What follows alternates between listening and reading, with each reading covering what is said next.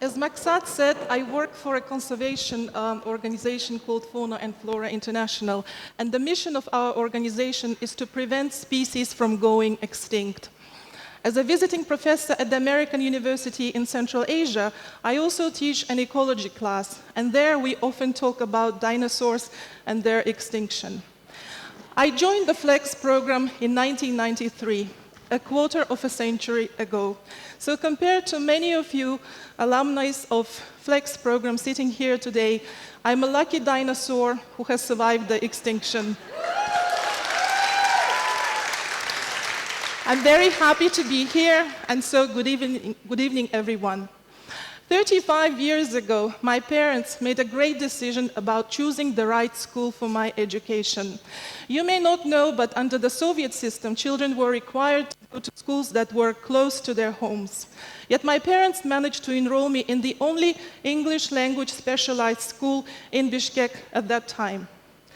In general, learning a foreign language in the Soviet times was not considered important. So I'm forever grateful to my parents for making this very important decision on my behalf. They were really looking into the future. 25 years ago was a completely different world. No internet, no social media, no cell phones. We were talking to each other on fixed phone lines, we were watching few censored TV channels, read some boring newspapers and books that were very difficult to get.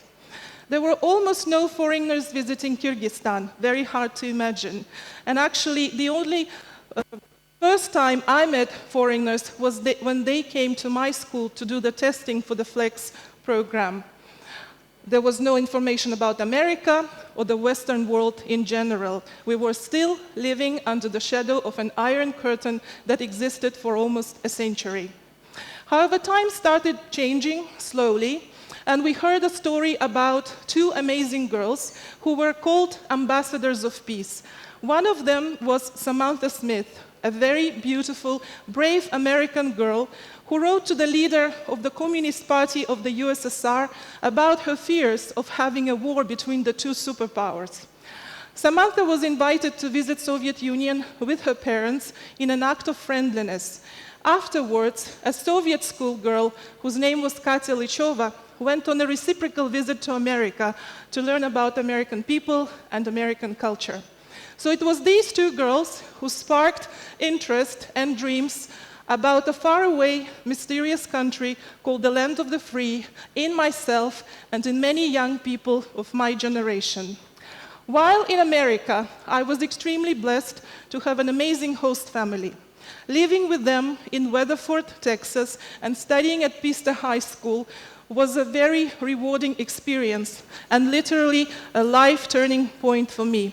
I improved my English, I gained new knowledge and skills, and I secured new values. It was really fun to go to school and be able to choose classes that we never had in our school.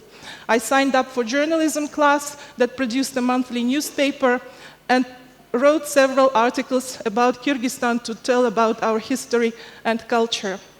Whilst in Texas, I went on a FLEX learning trip to San Francisco, and it was love at first sight. So I started dreaming about going to this beautiful city again.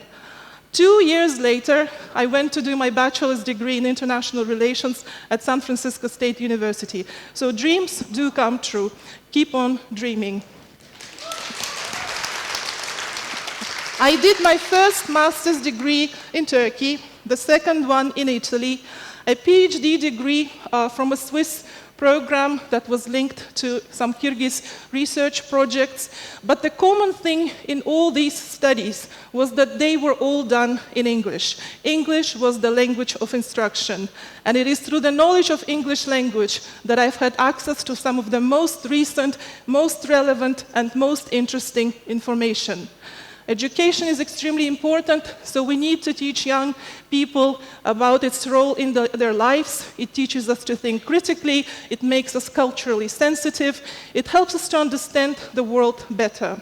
So I've always felt very privileged throughout my entire life to have access to some of the best educational programs and schools. And 4 years ago, I decided to start giving back by teaching at local universities. First at my alma mater, International University of Kyrgyzstan, and then at AUCA. I also joined a wonderful initiative called Club of Progressive Citizens of Kyrgyzstan, where we give out scholarships and provide mentorship support to some of the brightest students of Kyrgyzstan. This year, I have 3 mentees, one of whom is a Flex alumni from this year. And I'm very hopeful that I will be able to teach these children whatever I've learned myself and help them, because learning is the key to development and success. And I would like to say big thank you to the American government for initiating this amazing program, and to the American consuls who have put so much effort in making this program a lasting triumph. Thank you so much.